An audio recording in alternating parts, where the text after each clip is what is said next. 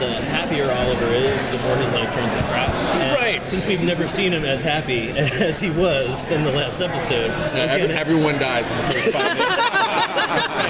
Well, they keep saying it's going to be different. So. It is going to be different. No, but you know what?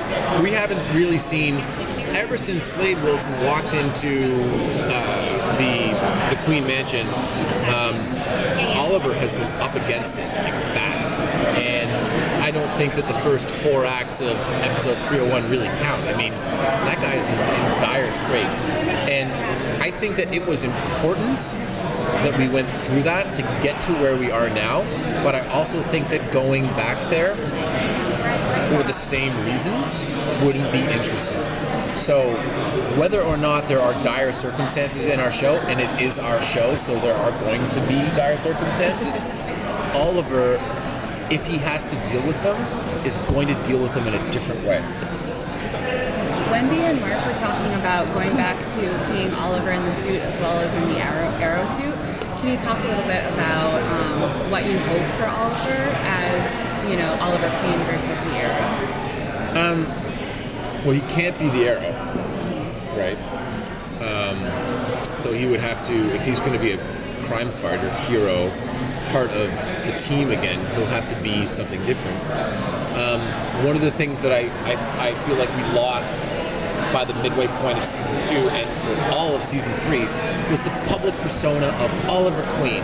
It's a really important part of the show that I be out there doing things, and I will say that on the public persona side, people that are fans of the comics and the canon are going to be extremely excited with what we're doing in season 4. So we talked to your castmates. They seem to be 50-50. Some like to read ahead. They want to know where it's going, and some don't want to read ahead.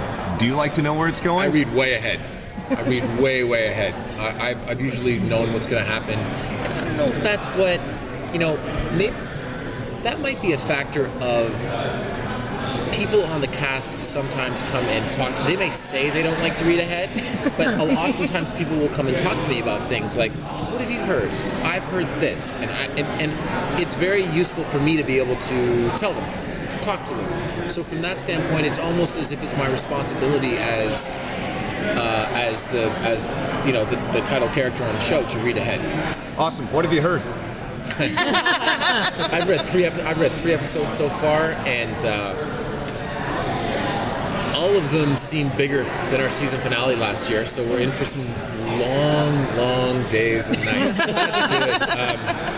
There's a nice element of, I know Mark and Wendy probably touched on this, but there's a nice new element of magic, mysticism this year that I think will also tie into Oliver's flashback story, because when it appears on the scene, it is something, as it normally is, that he is familiar with from his time away.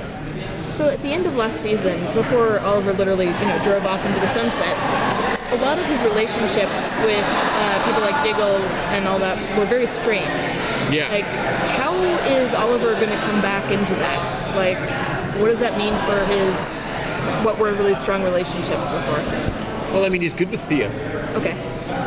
As long as she's good with herself, I suppose. I know that there will be some issues with Laurel, but I think that we're going to move through those. He's good with Felicity, and there's everything is on the table with Lance. So whether he loves or hates Oliver's other persona, at least there's no bullshitting anymore. And but things with Diggle are bad. They're really bad. And there's certain lines that you can't cross, and when you do, you can't go back. And that's what Oliver did. Those were the stakes. So I really hope that relationship can be repaired. But you can break your leg, and you can get it fixed, and you can be 99% of what you were, but you will have always broken your leg. Even if there's a titanium rod in there, something is different. Something is cracked. It seems like no matter how much two people know each other, when they form a relationship, a third person develops. There's a new entity there, and we really haven't met that entity yet with Oliver and Felicity. Can you talk at all about that relationship they have, about that, the personality that it has? Well, we've never. I mean, we do get to see some of the interplay with them, and they are very happy. But it's interesting. It's interesting who is happier than the other one, who is more at peace than the other one. It's almost always, if you were to say, who's restless, who's angst-ridden, who's this, who's that, of course it would be Oliver. Oliver's totally at peace at the beginning of season 4. I mean, we see that in an emotional sense and in a, I almost feel like a body posture sense, but we also definitely, we see it. This was actually one of my pitches. We have a really cool way of actually physically seeing Oliver removing some of what has happened to him over the past 8 years. So how much is going to affect the new show, like Legends of Tomorrow? I don't know.